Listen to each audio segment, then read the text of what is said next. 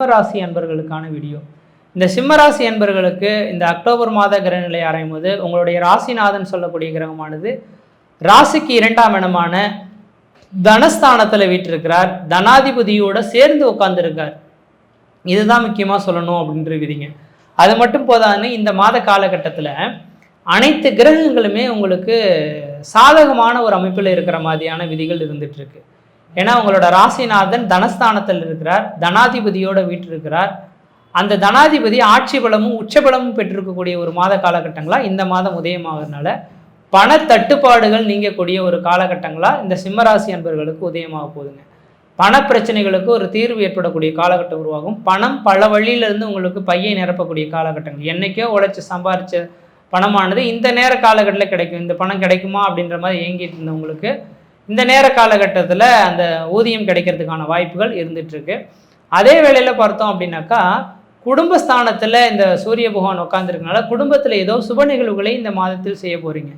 வீட்டில் ஒரு சுப நிகழ்வுகளோ சுபகாரியங்களோ அழியா சொத்து சேர்க்கையோ வீடு முனை வாசல் வாங்குவது கட்டுவது குடிபெயர்வது குலதெய்வத்துக்கு செய்ய வேண்டிய சடங்குகள் செய்யன்ற மாதிரி ஒரு சுப நிகழ்வுகளை இந்த மாதத்தில் ஏற்படுத்தக்கூடிய ஒரு காலகட்டங்களாக இந்த சிம்மராசி அன்பர்களுக்கு இருந்துகிட்ருக்கு.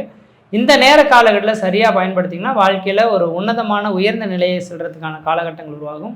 அது மட்டும் போதான்னு உங்களோட ராசிக்கு 5ஆம் அதிபதி லாபஸ்தானத்தில் நின்று 5ஆம் வீட்டை பார்வைப்படுறதுனால இந்த சிம்மராசி அன்பர்கள் எதை செய்கிறீங்களோ செய்யலையோ தெரியாது.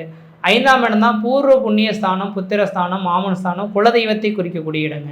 அதனால் இந்த மாத காலகட்டத்தில் உங்களோட குலதெய்வத்தை போய் ஒரு முறை வழிபாடு செய்துட்டு வாங்க. உங்கள் குலதெய்வத்துக்கு போயிட்டு தேங்காய் பழம் வச்சு ஒரு அர்ச்சனை பண்ணி சாமி கும்பிட்டுட்டு இந்த மாதம் நலமும் சிறப்பாக இருக்குதுன்னு சொல்லியிருக்காங்க. ஆனால் இந்த மாதத்தில் ஏற்படக்கூடிய சுகங்கள் அனைத்தும் எந்த விதையும் தங்கு தடையின்றி எங்களுக்கு கிடைக்கணும், உங்களோட பரிபூர்ண பார்வை எங்களுக்கு வேண்டுன்ற மட்டும் உங்கள் குலதெய்வத்தை வேண்டுதல் எடுத்துகிட்டு வந்தீங்க அப்படின்னாக்கா உங்கள் வாழ்க்கையில் ஒரு ஒளிமயமான எதிர்காலத்தை சந்திக்கக்கூடிய ஒரு காலகட்டமாக இந்த மாத காலகட்டமானது உதயமாக போகுதுங்க. அதில் முக்கியமாக 5ஆம் இடத்தை இந்த குரு பகவான் பார்வை பெறதுனால 5ஆம் இடம் பூர்வ புண்ணியஸ்தானம் புத்திரஸ்தானம் அப்படின்றதுனால உங்களுக்கு வெகு நாட்களாக குழந்தை பேர் இல்லாமல் காத்திருக்கீங்க அப்படின்னாக்கா இந்த மாதத்தில் கண்டிப்பாக கருத்தரிக்கிறதுக்கான வாய்ப்பு உண்டு. இதுக்கான வாய்ப்புகள் எவ்வளோ நாள்ன்ற சொல்கிற பாருங்க. 2026ஆம் ஆண்டு ஜூன் மாதம் 1ஆம் தேதிக்குள்ளார கண்டிப்பாக சிம்மராசி என்பவர்களுக்கு குழந்தை தரிக்கிறதுக்கான வாய்ப்புகள் பிரகாசமாக இருக்குது. இந்த நேரத்தில் குழந்தை பெற்றெடுத்திங்கன்னா சந்தோஷம். இல்லை சார் நாங்கள் திருமணமாகி 5 வருஷம் 6 வருஷம் ஆச்சு சார், குழந்தை பேரே இல்லை சார், குழந்தை பேர் இருக்குமா அப்படின்னு ஏங்கிட்டு இருக்கக்கூடிய நபர்களாக இருந்தால் கணவன் மனைவி இருவர் ஜாதத்தை எடுத்து போய் கொண்டு போய் கொடுங்க. எந்த தெய்வத்தினால குற்றங்கள் இருக்கோ அந்த தெய்வ கோயில்களுக்கு போயிட்டு பரிகாரம் செய்துட்டிங்கனாக்கா இந்த 2026 ஜூனுக்குள்ளாரையே கண்டிப்பாக உங்களுக்கு குழந்தை பேர் தரிக்கிறதுக்கான வாய்ப்புகள் மிகவும் பிரகாசமாக இருக்குது. அதே போல் 5ஆம் இடமானது பூர்வ புண்ணிய ஸ்தானம் அப்படின்றனால சிம்மராசி என்பவர்களுக்கு பங்காளி உறவுகளில் சண்டைகள் ஏற்பட்டு சாதாரண சின்ன பிரச்சனை கோர்ட்டு கேஸுக்கு போயிருக்கோம். அது கோர்ட்டில் நிலுவையில் நம்ம அந்த கேஸானது நின்றுட்டு இருக்கோம். அப்படிப்பட்ட இந்த பங்காளி சொத்துக்கள் பிரிக்கப்படாத சொத்துக்கள் பார்த்தீங்கன்னாக்கா இந்த நேரத்தில் அது உங்களுக்கு சாதகமான அமைப்பில் நீங்கள் எதை நோக்கி காத்திருந்தீங்க அதை நியாயத்தோட, அதை சிம்மராசினாவே சொல்லவே செலவில்லை, நியாயத்துக்கு போராடக்கூடிய நபர்களாக இருந்துட்டு இருப்பீங்க. அப்போ நியாயம் கிடைக்காதா அப்படின்னு கேங்கிட்டு உங்களுக்கு இந்த நேர காலகட்டத்தில் நியாயத்தை எண்ணி அவங்களுக்கு சரியான ஒரு தீர்ப்பு வழங்கக்கூடிய காலகட்டமும் உங்களுக்கு சொத்துக்கள் சேரக்கூடிய ஒரு காலகட்டமாகவும் இந்த நேரம் உதயமாக போகுதுங்க. அதே வேளையில் புத்திரஸ்தானத்தில் வலுபெறதுனால பெற்றெடுத்த குழந்தைகள்னால பெருமைகள் சேர்க்கக்கூடிய ஒரு மாதமாக இந்த மாதம் உதயமாக போகுது. இதை சரியாக பயன்படுத்திக்கிறது உங்களோட அறிவின் திறமை. அடுத்ததாக பார்த்தோம் அப்படின்னாக்கா ராசிக்கு 11ஆம் இடத்துல இந்த குரு பகவான் லாபஸ்தானத்தில் இருக்கிறதுனால 2026 ஜூன் வரலுமே உங்கள் குடும்பத்தில் ஏதோ சுப நிகழ்வுகள் செய்ய போகிறீங்க. திருமணமாகாத நபர்களுக்கு திருமண வாய்ப்புகளும், வீடு மனை வாசல் கட்ட முடியாமல் இருந்த நபர்களுக்கு வீடு மனை வாசல் கட்டக்கூடிய யோகங்களும், வருமானங்கள் பல வழியிலிருந்து பெருக்கக்கூடிய ஒரு காலகட்டமாக உதயமாகுதுங்க. உங்களோட மூத்த சகோதரத்தினால ஆதாயங்கள் பெறக்கூடிய ஒரு காலகட்டமாக இந்த நேரம் வந்துருக்கு. உங்கள் மூத்த சகோதரனும் நீங்களும் இணைந்து செயல்பட்டால் இந்த மாத காலகட்டத்தில் வளம் பெறக்கூடிய ஒரு காலகட்டங்களாக உதயமாக போகுதுன்று விதிங்க. அடுத்ததாக பார்த்தோன்னாக்கா ஒரு பார்க்கக்கூடிய இடம் உங்கள் ராசிக்கு 3ஆம் இடமான முயற்சி ஸ்தானத்தை பார்க்க இருக்கிறார். முயற்சி ஸ்தானம் தான் வெற்றி ஸ்தானம் அப்படின்னு சொல்லக்கூடிய இடங்க. இந்த நேர காலகட்டத்தில் நீங்கள் எடுக்கக்கூடிய முயற்சிகள் எல்லாமே சாதகமாக அமையும். அதனால் நீங்கள் என்ன நினைக்கிறீங்கனாக்கா இந்த நேர காலகட்டத்தில் என்ன தொழில் தொடங்கணுமா, உத்தியோகம் பார்க்கணுமா, எந்த முயற்சிகள் இருந்தாலும் உங்கள் மனசு பட்டதை நீங்கள் செய்ய ஆரம்பிங்க. அதனால் வெற்றி நிச்சயம் தெரிவிங்க. உங்களோட இளைய சகோதரத்துக்கும் உங்களோட மூத்த சகோதரம் இருவருக்கும் ஒரு ஒற்றுமையான இணக்கங்கள் ஏற்பட்டு அவங்களோட ஒரு பிணைப்பு ஏற்படக்கூடிய ஒரு காலகட்டம் உதயமாக போகுதுங்க. அடுத்து 5ஆம் இடத்தை குரு பார்க்கறனால உங்கள் குலதெய்வத்தின் பரிபூர்ண அருள் கிடைக்க போது உங்கள் குலதெய்வ கோயிலுக்கு ஒரு முறை போயிட்டு வந்துருங்க. 7ஆம் இடத்தை இந்த குரு பகவான் பார்க்கறதுனால வெகு நாட்களாக திருமணமே நடைபெறாது அப்படின்னு காத்திருந்த உங்களுக்கு திடீர்னு ஒரு வரன் வந்து திடீர்னு நிச்சயிக்கப்படக்கூடிய ஒரு காலகட்டம் உதயமாக போகுது. இந்த மாதம் அக்டோபர் 17ஆம் தேதி காலகட்டத்திலேருந்து அக்டோபர் 30க்குள்ளார அந்த ஒரு விஷயமானது நடக்க போகிறத பார்க்க முடியுங்க. அப்போ கலஸ்திரஸ்தானம் வலிமை பெறதுனால திருமணமான நபர்கள், கணவன் மனைவி உறவுகள், பிரச்சனைகள் இருந்தாலும் இந்த நேரத்தில் ஒன்று சேரக்கூடிய ஒரு காலகட்டம் உதயமாக போகுதுங்க. திருமணம் ஆகாத நபர்களுக்கு திருமண வாய்ப்புகள் கூடி வரக்கூடிய காலகட்டம் உதயமாக போகுது. ஏதோ ஒரு விதத்தில் யோகங்கள் அனுபவிக்கக்கூடிய காலகட்டம் உதயமாக போகுதுங்க. ஆனால் அதே வேளையில் ஒரு சில விஷயங்களையும் சொல்லணும். உங்களுக்கு அஷ்டமஸ்தானத்தில் சனி பகவான் இருக்கனால இன்றைய தேதியிலிருந்து 2028ஆம் ஆண்டு காலகட்டம் வரலுமே தொடர்ச்சியாக சனிக்கிழமை தோறும் சாயந்தர வேளையில் 5:30 மணிலேருந்து 6:30 மணிக்குள்ளார விநாயகருக்கு நல்லெண்ணெய் தீபம் மட்டும் போட்டு வந்தீங்கன்னா இந்த அஷ்டமச்சனியின் தாக்கங்கள் குறையும். ஆனால் இந்த அஷ்டமச்சனியோட தாக்கங்கள் எப்போங்க தொடர ஆரம்பிக்குது அப்படின்னு பார்த்தீங்கன்னா, எனக்கு தெரிஞ்ச அளவு எல்லாருமே அஷ்டமச்சனி தொடங்கிடுச்சுன்னு தான் சொல்கிறாங்க. ஆனால் தொடங்கினது உண்மை தான். இதோட பாதிப்புகள் 2026ஆம் ஆண்டு ஜூன் மாதத்து பிறகு தான் தொடங்குங்க. அப்போ 2026 ஜூன் மாதம் வரலும் நீங்கள் எது வேணாலும் செய்து பாருங்கள், அது உங்களுக்கு சாதகமாக இருக்கும். தடைகளோ தாமதங்களோ வம்பு வழக்குகளோ சட்ட சிக்கல்களோ வரதுக்கான வாய்ப்புகள் கிடையாது. ஆனால் 2026 ஜூனுக்கு பிறகு மட்டும் அஷ்டமச்சனியின் தாக்கங்கள் தொடர ஆரம்பிச்சிடும். அதுக்கு பிறகு மட்டும் சிந்தித்து செயல்படணுன்றீங்க. அப்போ 2026 ஜூன் வரலும் உங்கள் காட்டில் மழை ஏற்படக்கூடிய காலகட்டங்களாக உருவாகுது. இந்த நேரத்தை சரியாக பயன்படுத்தி வாழ்க்கையில் வெற்றி பெறணுன்று குறித்து விடைபெறுகிறேன். நன்றி, வணக்கம். சிம்மராசி அன்பு நேயர்களே, இந்த அக்டோபர் மாதத்தில் உங்களுடைய எண்ணங்கள், செயல்கள், உங்களுடைய பல பாராட்டுகள் எல்லாமே சூழ்நிலைக்கு ஏற்ப மாறிவிடும். ஆனாலும் பரவாயில்லை அப்படின்னு ரொம்ப சாந்தமாக அடக்கமாக இருந்து நீங்கள் பலருக்கு நல்ல உபதேசங்களை செய்து நல்ல உயர்ந்த மனிதர் என்ற பேரை தக்க வச்சிருவீங்க. தக்க வைக்கிற அளவுக்கு பக்குவமாகிற சூழ்நிலையை நீங்கள் வகுத்துவீங்க. என்ன நேரம் 7லேருந்து சனி பார்த்து உங்களை பக்குவம் அடையிற மாதிரி வச்சிரும். அப்படி நீங்கள் பக்குவம் அடையாக கொஞ்சம் அதிகமாக பேசினாலும் அடுத்தவங்க அனுசரித்து போயிடுவாங்க.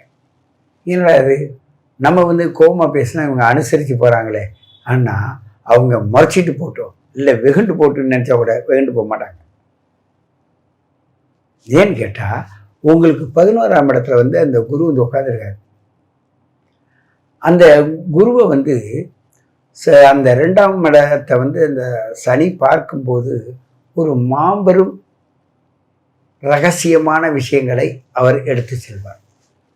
ஆகையினால் டென்ஷன் ஆகும், தலைவலி வரும், உடம்புல கை காலெல்லாம் முறிச்சு போட்ட மாதிரி இருக்கும், ரொம்ப சோம்பேறித்தனமாக இருக்கும். நல்லா தானே இருந்தேன், எனக்கு ஏன் இப்படி ஆச்சு? ஆனால் இந்த சிம்மராசி நேயர்கள் இந்த அக்டோபர் மாதத்தை பார்த்து கேட்டுக்கிட்டு இருக்கிற மாதிரி சூழ்நிலை வரும். கை காலெல்லாம் புடைச்சலாக இருக்கும், ரொம்ப அசதியாக இருக்கும். வீட்டில் யார்ட்டையும் பேசாத ஒதுங்கி போவீங்க. ஒதுங்கி போனாலும் விட மாட்டாங்க, நீங்கள் கேட்டாலும் விட மாட்டாங்க. இக்கட்டான தர்ம சங்கடமான சூழ்நிலை தான் உங்களுடைய செயல்பாடு இருக்கும். இருந்தாலும் பழைய கௌரவத்தை மெயின்டைன் பண்ணுறதுக்காக சிலரோடு பேசிதான் ஆக வேண்டியிருக்கு. ஆனால் சில தந்திரமான செயல்பாடுகள்லாம் எதிரியை உங்களுக்கு சொல்லி கொடுத்துருவாங்க. அதனால் நீங்கள் பயப்பட வேண்டிய அவசியம் இல்லை. நீங்கள் அப்படியே டென்ஷன் ஆகி உண்டா இல்லையா, முடியுமா முடியாத, தரலாமா தர வேண்டாமா, நடக்குமா நடக்காதா, ஏன் இப்படியெல்லாம் பேசியிருக்காங்க, இப்படி தான் உங்களை போட்டு அந்த ரேஸ் உங்களை அழுத்தும். இது உங்களுடைய பிறப்பு ஜாதகத்தில் மிக சிறப்பாக இருந்தால் நிச்சயமாக உங்களுடைய வாழ்க்கை அபூர்வமாக எடுத்துட்டு போகும். அதிலையும் பாதிக்கப்பட்டு இந்த கோச்சார முறைப்படியும் பார்த்தீங்கன்னா உங்களுடைய ஒவ்வொரு விஷயமும் மிக அழகாக தெளிவாக ராஜதந்திரத்தோடு செயல்பட வேண்டியது இருக்கும். 11 குரு வந்திருக்கிறான். அவன் யார்? 5ஆம் அதிபதி தான். காதல், சின்ன வீடு, இது மாதிரி சிக்கல்களை கொண்டாந்து விட்டுவிடுவான். தேவையில்லாத ஹலோ சார் எப்படி இருக்கீங்க, என்னடா இருக்கீங்களான்னு கேட்பாங்க. யாரும் அதை நீங்கள் யோசிக்கிறதுக்குள்ள சார் உங்களை எனக்கு தெரியும் சார், நல்லா தெரியும் சார்னுவாங்க. அப்படியே கூடி வரும் நட்பு, உறவு கூடி வரும். இந்த குடும்ப பிரச்சனை சூழ்நிலையில் சரி ஏதோ ஒன்று, அதாவது கொஞ்சம் பொழுதுபோக்கு இருக்கட்டும் நினச்சிங்கன்னா இப்போ பொழுதுபோக்கும் பின்னாடி சிக்கலை எடுத்து விட்டுரும். ஆனால் மிக ராஜதந்திரமாக வாழுகின்ற இந்த அக்டோபர் மாதம் உங்களை மிக சிறப்பாக எடுத்து போவதற்கு ஏற்றாற்போல் உங்களை தக்க வைத்துக் கொள்ளுங்கள். கண்டிப்பாக ஒரு கொஞ்சமாவது அந்த அரச மரத்தடியில் போய் ஒதுங்கிட்டு போங்க. எனக்கு நேரம் இல்லை, டைம் இல்லை, எனக்கு செயல்பட முடியாது, அந்த அளவுக்கு ரொம்ப டென்ஷனில் இருக்கேன், அதெல்லாம் நினைக்காதீங்க. கொஞ்சம் அரச மரத்தடியில் போயிட்டு போனீங்கன்னா அதில் நிறைய விசேஷங்கள் உங்களுக்கு கிடைக்கும். அந்த ஆக்சிஜன் காற்று உங்களுக்கு நிறைய பேருக்கு நல்லது செய்யும். ஒரு சிலர்கள் ஒரு 45 வயசுக்கு மேலே உள்ளவங்க நிச்சயமாக உங்களுடைய ஜாதகத்தை டாக்டர் என்ன சொல்கிறார், ஒரு வெரிஃபிகேஷன் பண்ணிக்கப்பா உன் உடம்ப. டாக்டர்கிட்ட போய் என்ன வெரிஃபிகேஷன் பண்ண, ஜோதிடர்கிட்ட வெரிஃபிகேஷன் பண்ணுங்க. ஜோதிடர்கிட்ட கொண்டு போய் என் ஜாதகம் எப்படி இருக்குது, என்ன பண்ணுது, ஏன் பிறந்த, என்ன பண்ணுறது கேள்வியை கேளுங்க. அவங்க உடல் ரீதியாக மன ரீதியாக உங்களுடைய வாழ்க்கையினுடைய நுட்பத்தை தெளிவாக எடுத்து வச்சுருவாங்க. அதை நான் கேட்டு நடந்து போய் பாருங்கள், உங்களுக்கு எந்த இடையூறும் வராது. ஒரு சிலர் கேட்பாங்க, எனக்கு இது மாதிரிலாம் கர்ம வினை வருவேன். கர்ம வினை வருந்தான், அதற்காக அதையே நினச்சிட்டு உட்காந்துருக்க முடியும். அது வருவதை வராத எப்படி ஆக்குவது, அதுக்கு சில முன்னோர்கள் நிறைய வழிவகுத்திருக்காங்கல்ல, அதை கேட்டு தெரிஞ்சிங்க. சில நேரங்களில் நீங்கள் வகுத்த பாதைக்கு குறுக்க நிறைய பேர் வராங்களே, அவங்கள ஏதாவது குறுக்கு வழியில் சேர்ந்து அவங்கெல்லாம் வர தடுக்க முடியுமா அப்படின்னு தான் சில பேர் கேட்குறாங்க. அதற்காக ஒரு நல்லது சொல்லி கொடுக்கறதுக்காக ஒரு கஷ்டத்தை உங்கள்ட்ட முன்னாடி நிறுத்துறான்னா அவன் சொல்லி கொடுக்கறது இப்போ கஷ்டமாக இருக்கும், பிறகு நல்லதாக இருக்கே. அதனால் அவனுக்கு எப்படி நீங்கள் வினையால் இருக்கலான்னு எப்படி உள்ளே போவீங்க, கர்மாவை எப்படி கொண்டு போய் உள்ளுக்குள்ளே சேர்ப்பீங்க. அதுவும் சில நேரங்களில் நன்மையை செய்யும். அது இந்த அக்டோபர் மாதத்தில் இந்த சிம்மராசி நேயர்களுக்கு சில நேரங்களில் சில விஷயங்களை சொல்லிட்டு செய்ய முடியாத தவிர்ப்பீங்க. அதுவும் இந்த சிம்மராசி நேயர்களுடைய வயதிற்கேற்ப 20 வயசு 30 வயசு 30 வயசுலேருந்து 40 வயசு இப்படி வயதிற்கு ஏற்ப உங்களுடைய செயல்திறனானது மாறுபடும். உண்மைகள் பல இடங்களில் தெரியும், செயல்பட முடியாது. ஏன்னு கேட்டால் உங்கள் கர்மா அங்கே போய் எடுக்க விடலைன்னு அர்த்தம். அது எடுக்க விடணும்னா அதுக்கு என்ன ரூட் இருக்குது, நிறைய ரூட் இருக்குது. நம்ம முன்னோர்கள் பல தெய்வ வழிபாடுகள் முறைகள் சொல்லியிருக்காங்க. என்னை பொறுத்தவரை அந்த தெய்வ வழிபாடை ஒருங்கிணைத்து உங்கள் உள்ள வழிபாடை நான் சொல்லித்தரேன். எந்த மதமாக இருந்தாலும் சரி, எல்லா மதத்துக்காரங்களுக்கும் நான் பார்க்குறேன். எல்லாருக்குமே நான் சொல்லி கொடுக்கும்போது உன் மதத்தில் உன்னை எப்படி கோட்பாடுக்குள்ளே எடுத்துகிட்டு போகிறாங்களோ அதையே சுவாசிக்கும் போது இப்படியெல்லாம் செய்யுங்கன்னு ஒரு டெக்னாலஜி அவங்களுக்கு சொல்லி கொடுத்து அவங்களோட டையும் நான் பாராட்டு வாங்குறேன்னா எதனால் வாங்குறேன், அவங்களுடைய யாரும் இல்லை, ஒரு கோட்பாடு தான், ஒரு வழி முறை தான். அதுக்குள்ளே அவங்க கட்டுப்பட்டு போகிறாங்க. ராகு கேது சம்பந்தப்பட்ட மதங்கள் மாறும், மதத்தை மாற்றுவார்கள், மதத்துக்குள்ளே போவாங்க, அந்த கோட்பாடுக்குள்ளே தானே போகிறாங்க. ஆகையினால நல்ல சிறப்பான இந்த நேரம் நீங்கள் மேலும் மேலும் சிறப்பாக இருக்க வேண்டும் என்று கேட்டுக்கொண்டு உங்களை மீண்டும் சந்திக்கிறேன். உங்கள் சித்த யோகி பேரம்பளவான். பரிகாரம் என்பதை நீங்கள் சொல்ல மாட்டீங்களே, ஏன் சாமி? நிறைய பேர் சொல்கிறாங்க.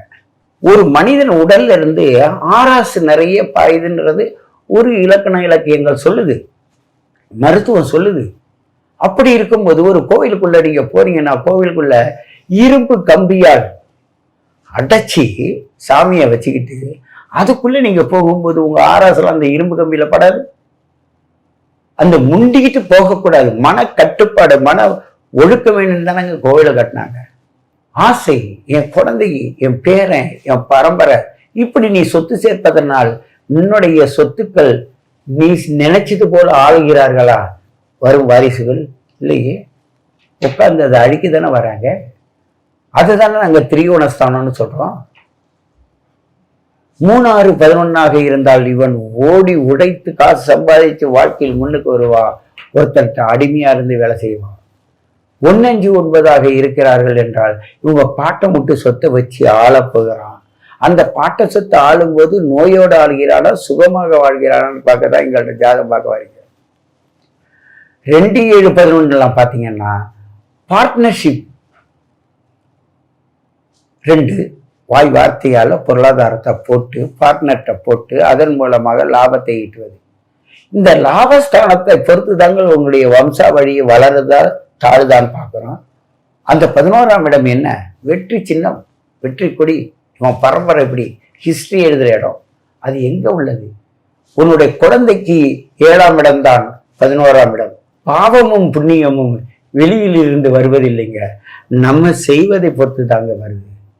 இந்த ஜோதிட கலையை பொறுத்தவரையும் இந்த அருமையான வழிகாட்டுதல் மூலமாக இந்த ஜோதிட நேரம் உங்களை அழகாக எடுத்து செல்கிறது.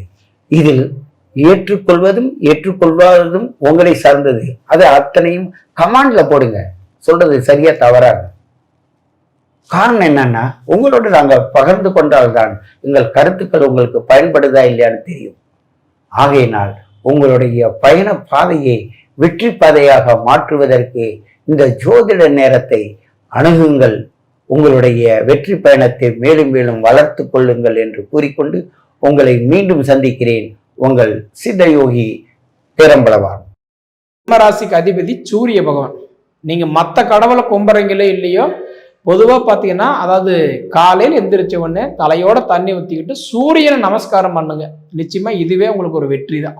சரிங்களா? மற்ற ராசிக்காரங்களுக்கு யாருக்குமே பார்த்தீங்கன்னா அது 2வது கடவுள் தான். ஆனால் உங்களுக்கு மட்டும்தான் அது முதல் கடவுள். சூரிய பகவான் அப்படின்னா உங்கள் ராசிக்கு அதிபதி அவர் தான். அதனால் உங்களுக்கு முதல் கடவுள் யாருன்னாவே சூரியன் தான். நீங்கள் சூரியனை வழிபடுங்க, நிச்சயமாக உங்களுக்கு மாற்றங்கள் கிடைக்கும். சரிங்களா? இப்படி இருக்கும்போது இந்த அக்டோபர் மாதம் உங்களுக்கு எந்த மாதிரியான மாற்றங்கள் கொடுக்க போறாரு அப்படின்னு ஃபர்ஸ்ட் பார்த்தீங்கன்னா, உங்கள் ராசிக்கு அதிபதி சூரிய பகவான் உங்களுக்கு 2ஆம் இடத்துல உட்காந்துருக்கிறாரு.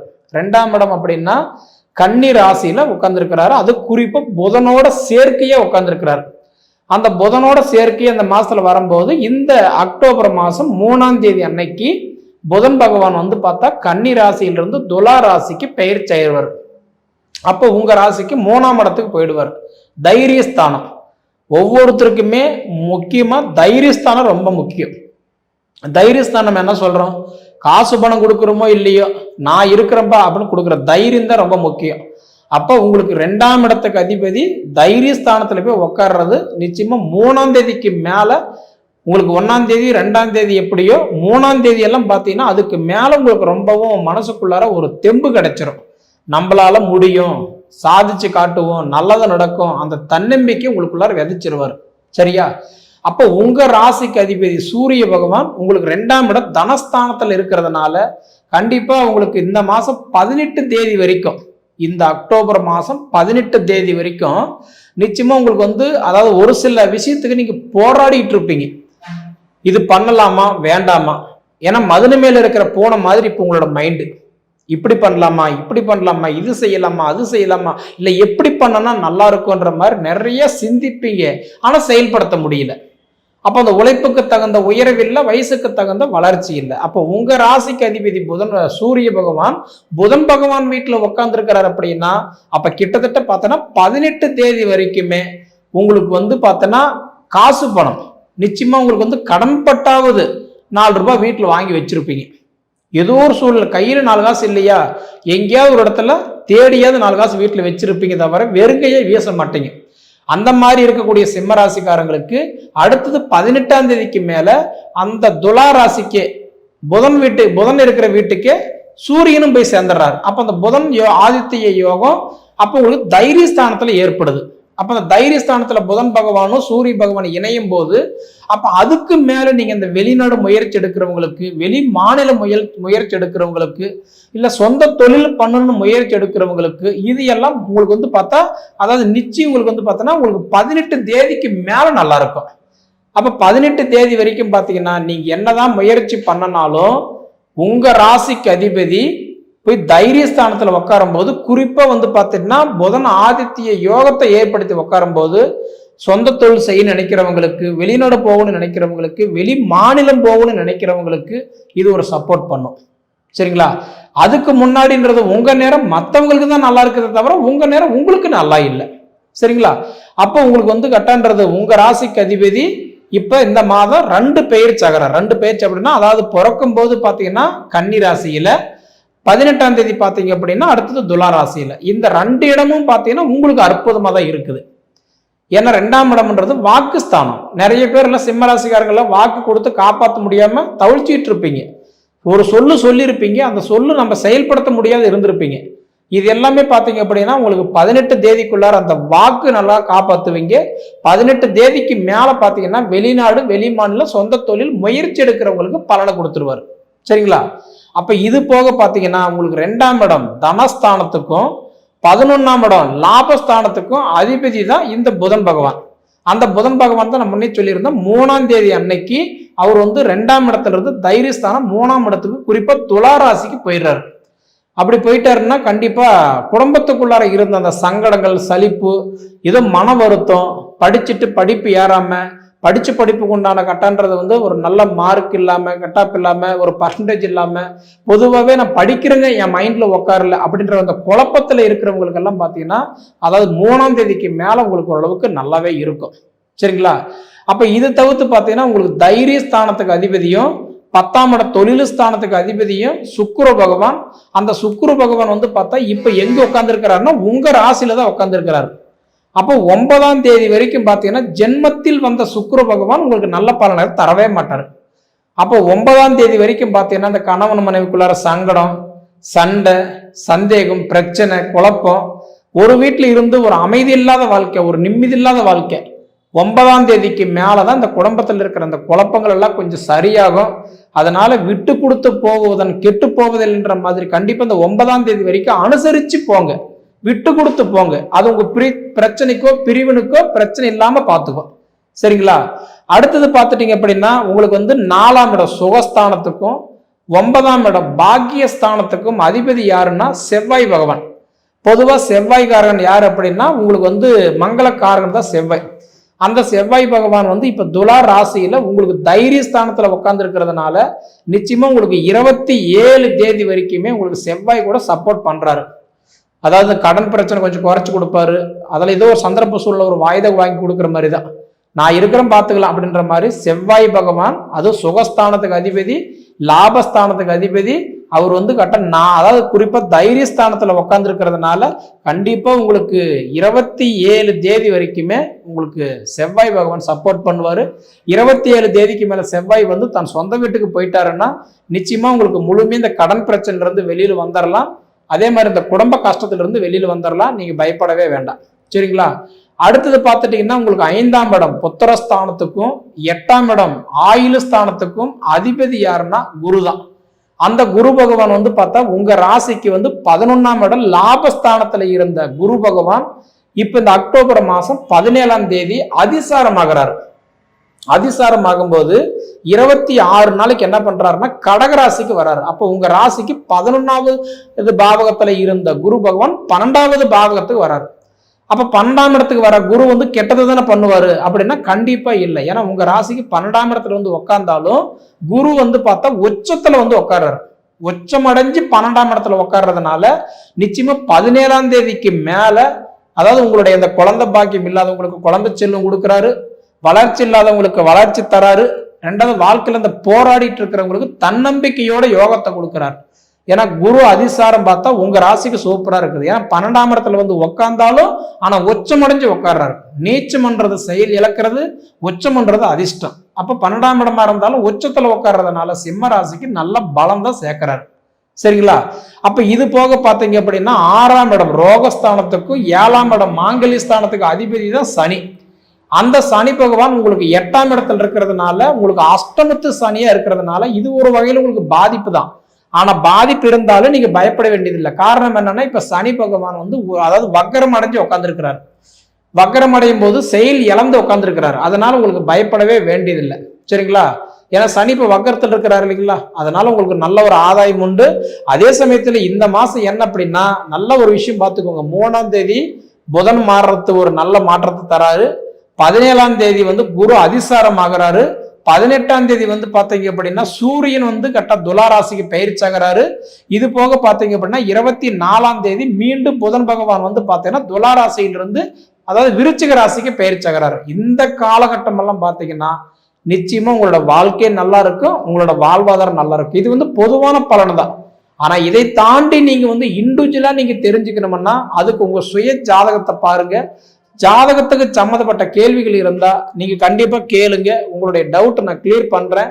உங்க ராசிக்கு எந்த கோயிலுக்கு போனா நல்லது, எது செய்த நல்லதுன்றது தெரிஞ்சு அதுக்கு தகுந்த மாதிரி நீங்க டிராவல் பண்ணுங்க. நிச்சயமா உங்க வாழ்க்கை நல்லாவே இருக்கும். சிம்ம ராசிக்கு எதிரி யாரு தெரியுமா? சிம்ம ராசிக்கு எதிரியே பணிவு தாங்க. அப்படின்னா என்ன அர்த்தம்? பயப்படாத ராசி, வாழ்க்கையில் பயப்படாத ராசி, வாழ்க்கையில் எதையும் தாங்கும் இதயத்துக்குரிய ராசி, எல்லா தகுதிக்கும் உரிய ராசி, எல்லா திறமைக்கும் உரிய ராசி, எல்லா வளமைக்கும் உரிய ராசி, எல்லா அதிகார தோரணையும் கொடுக்கக்கூடிய ராசி. பணிவு என்பது அடிமைத்தனமோ தோல்வி உணர்வோ அல்ல. பணிவுக்கு செருக்கு, ஆணவம், போலி பெருமை, பொய் போன்றவை தெரியாது. அப்படி மாத்திக்கங்க. பணிவுன்னா எல்லாம் கோபம். அதுக்காக தான் முன்னோர்கள் கோபம் உள்ள இடத்தில் குணம் இருக்கும். அப்படின்னா என்ன? கோபம் உள்ள இடத்தில் குணம் இருக்கும்னா அப்போ அந்த பணிவும் உங்கள்கிட்ட அதிகமாக இருக்கும். அந்த பணிவும் உங்கள்கிட்ட அதிகமாக இருக்கும் அப்படின்னு பொருள். அதனால தான் நீங்கள் எல்லாத்தையும் அதிகார வர்க்கத்தில் அதிகார தோரணையாக ஒரு ஆளுமையாக இருக்கக்கூடிய ராசி சிம்மராசி. எல்லாருமே சொல்லுவாங்க சிம்மராசிக்காரன்டா வேலை செய்ய மாட்டான்டா, வேலை வாங்குவான்டா. வேலை செய்ய மாட்டான், வேலை வாங்குறதுக்குன்னு இருப்பான். 40 பேர் இல்லை 4 பேர் இருந்தாலும் அவன் வந்து வேலை செய்வான். பாருங்கள், அங்கே கண்ணி இருப்பாங்க, ஏன் கடகம் கூட இருக்கும், சிம்மம் மேசம் இருக்கும், இல்லைன்னா துலாம் இருக்கும். ஆனால் அந்த சிம்மராசிக்காரன் மட்டும் பாருங்களேன், அவன் தான் இங்கே லீடராக இருப்பான். ஒரு ஸ்கூலில் ஒரு செக்ஷனில் இருந்தாங்கன்னா 30 பேர் இருந்தாங்கன்னா 30 பேர்த்தில் கண்டிப்பாக 10 பேர் சிம்மத்தில் இருப்பான். அந்த சிம்மத்திலேயும் அந்த சூரியன் எப்படிப்பட்ட இடத்துல இருக்குன்னு பார்க்கணும். அப்போ 10 பேருமே சிம்மராசிக்காரன் லீடராக வர முடியாது. நீங்கள் கேட்பீங்க 10 பேருக்கு அப்போ நாங்கள் லீடராக வந்துடுவோம் சார், ஐயா வந்துடுவீங்களான்னு கேட்பீங்க. அப்படி கிடையாது. அப்போ அந்த சிம்ம ராசிநாதன் உச்சம் பெற்றிருக்கணும், ராசிநாதன் அதிகார தூரத்தில் இருக்கணும், ராசிநாதன் நல்ல தொழிலில் இருக்கணும், 10ல் இருக்கணும், 1ல் இருக்கணும், 5ல் இருக்கணும், 9ல் இருக்கணும், 1, 4, 7, 10ல் கேந்திரத்தில் இருக்கணும், உச்சம் பெற்று இருக்கணும். போதுமா? இதை விட என்னென்ன சிறப்பு? இதை விட சிம்மத்துக்கு என்ன சிறப்பு வேணும்? ராசிநாதன் உச்சம் பெற்றிருக்கணும், சித்திரையில் பிறக்கணும். உச்சம் பெற்றுன்னா சித்திரையில் பிறக்கணும், ஆட்சி பெற்றிருக்குன்னா ஆவினில் பிறக்கணும். அது இறைவனிடத்தில் இருக்குது. ஒரு குழந்தை, ஒரு சிசு பிறப்பது நம்ம இடத்துல இல்லை, குழந்தை இடத்துல இருக்குது, இறைவனிடத்தில் இருக்குது. அப்போ சப்ஜெக்ட் வாங்க, உங்கள் ராசிநாதன் உங்கள் வீட்டுக்கு 2ல் இருக்கார். அப்போ சிம்மராசிக்கு ராசிநாதன் 2ல் இருக்கார், ஆதித்ய யோகத்தோடு இருக்கார், நல்லா இருக்கார். அப்போ ராசிநாதன் 2ல் இருக்கும்போது தனம், தானியம், கீர்த்தி, சகிதம், வண்டி, வாகனம் எல்லாத்தையும் கொடுக்கக்கூடியவர். பராக்கிரமாக இருக்கக்கூடிய பலசாலி இருக்கக்கூடிய செவ்வாயும் 3ல் இருக்கார். உங்கள் ராசிக்கு நல்லா தான் இருக்கார். ஒன்று தான் நெகட்டிவ். உங்களுக்கு எல்லாமே ஆன்மீகம், அரசியல், நிர்வாகம், சீர்திருத்தம், ஐஏஎஸ்ஸு, ஐபிஎஸ்ஸு, செயல்பாடு, ambassador, secretary, supreme court, high society of Indian valuable respectable destinations, அந்த டிபார்ட்மெண்ட் எல்லாமே ஹை சொசைட்டி. அங்கே யார் இருப்பாங்க? சூரியன் தான் இருப்பாங்க. ஏன்? நவகிரகத்துக்கு தந்தை, நவகிரகத்துக்கு முதல்ல இருக்க ஒரு முதலாளி, மேனேஜிங் டைரக்டர். அப்படிப்பட்டவர் என்ன பண்ணுவார்? அந்த இடத்துக்கு தான் போகிறது சொல்லுவார். அப்போ கண்டிப்பாக நான் சொல்லக்கூடிய அரசியல், ஆன்மீகம், அதை விட ஸ்தபதி, அதை விட தேன் சம்பந்தப்பட்ட தொழில், வனத்துறையில் இருக்கக்கூடிய தொழில். வனம்னா சாதாரண என்னமா? பஞ்சபதத்துக்கு ஒரு பகுதி தானே. அப்படிப்பட்ட தொழில் அதெல்லாம் செஞ்சு வந்தீங்கன்னா கண்டிப்பாக இந்த மாதத்தில் குரு உங்கள் ராசிக்கு கோச்சார குரு 12ல் இருக்கார். இருந்தாலும் 12ல் இருந்தாலும் கண்டிப்பாக ஒரு வகையில் என்ன, உங்கள் ராசிக்கு நட்பு கிரகம் கடகம். அப்போ ஒரு நல்ல வழியை காட்டுதல் என்பதில் மாற்று கருத்து இல்லை. தொழில் மட்டும் கரெக்டாக நான் சொன்ன தொழிலை பண்ணிட்டாங்க. எந்த தொழில் பண்ணாலும் அதை கரெக்டாக செய்யக்கூடியது, கரெக்டாக இருக்கக்கூடியது. உங்கள் வீட்டில் என்ன இருக்குது? சுக்கிரனும் கேதுவும் இருக்காது. சுக்கிரனும் கேதுவும் இருக்கக்கூடிய ஒரு ஜாதகத்தை, ஒரு ஆண் ஜாதகமோ பெண் ஜாதகமோ சுக்கிரன் கேது இருப்பதை நேயர்கள் கவனமாக தெரிந்து கொள்ளுங்கள். சுக்கிரனும் கேது இருக்கக்கூடிய ஜாதகத்தோடு செவ்வாய் கேது இருக்கக்கூடிய ஜாதகத்தை தயவு செய்து இணைக்காதீங்க. ஏன்னா சுக்கிரன் மோகத்துக்கும் போகத்துக்குரியவன். அதே கேது ஞானத்துக்குரியவன், துறவுக்குரியவன். அதே மாதிரி செவ்வாயும் மோகத்துக்கும் போகத்துக்கும் உரியவன். அதே கேது, அங்கே இருக்கக்கூடிய கேதுவும் துறவுக்குரியவன். அதனால தான் அந்த 2 இனப்பெருக்கத்திற்கு ஆப்போசிட்டாக இருக்கக்கூடிய பிளானட்டாக இருக்கிறதுனால தான் கண்டிப்பாக சேர்க்கக்கூடாதுன்னு எங்கள் குரு சொல்லியிருக்காங்க. இதை மட்டும் நீங்கள் பார்த்துக்கங்க. ஏன்னா செவ்வாய் 5ஆம் இடம் உங்கள் வீட்டில் சுக்கிரன் கேது இருக்கிறதுனால தான் எனக்கு அந்த வாக்கியம் வருது. அதனுடைய ப்ரெடிக்ஷன் உங்களுக்கு சொல்கிறேன். ஆக கண்டிப்பாக இந்த மாதத்தில் ஒரு குடும்பத்தில் மட்டும், நான் சொன்ன பற்றியில் ஒரே நினைக்கிற குடும்பம், வீட்டுக்காரம்மா என்ன சொன்னாலும் கேளுங்க. நீங்கள் கேட்க மாட்டீங்க, நீங்கள் சொல்கிறதும் கேட்கணும்னு சொல்லுவீங்க.